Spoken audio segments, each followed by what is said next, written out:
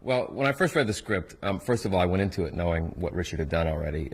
I'd seen Donnie Darko, and I was a big fan of his movie. I had not seen Southland Tales at the time, but when I took that into consideration when I was going forth, like starting reading the script. And you know, when I approach a script, I try and do it with in a completely unbiased way, where I'm not, you know, picturing myself as the character and just sort of see what the script, what the story has to offer me, and what sort of ride it takes me on. And it was fascinating how the beginning of the script, you think you're going to get something, and then you get something else, and then you get something else, and then you get something else completely, and it's completely multifaceted. There's a hint of concern, you know, because hypothetically, if this was real, you know, they do examine, you know, each other, and in a sense that, you know, let's just pretend this is real. Are we comfortable being responsible for the death of another human being because we can make ourselves rich by pressing a button?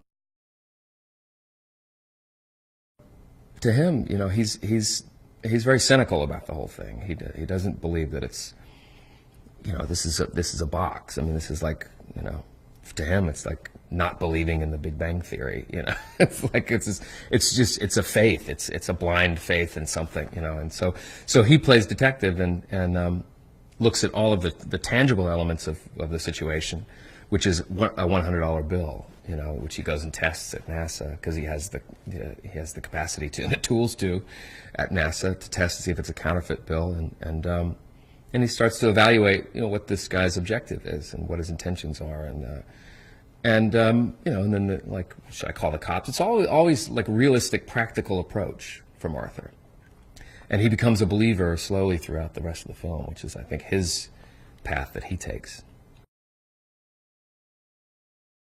He doesn't take the easy road. I mean, he looks at something and says, all right, well, here's the obvious way to play this character. And, you know, because this character could very easily be sort of, you know, over the top or highbrow or, you know, whatever. And Frank adds so many more levels of reality to it that just ultimately end up making it more interesting and more engaging. So he's a pro. He knows exactly. You know, you give the same music to 10 different musicians, and you'll hear 10 different songs. You know, and Frank is always the one that's playing the most interesting symphony.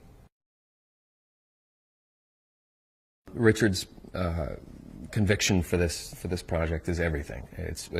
He sets the ultimate tone on the set, and if you've seen any of his other films, you know, which you know, when I saw Donnie Darko, it was so impactful on me that he was just one of those directors that, you know, every actor wants to work with, and you want to be, whether you can explain it or not, his method to his madness or whatever, or genius or whatever you want to call it, you want to be in his world. He's one of those directors that I just want to be a part of your world.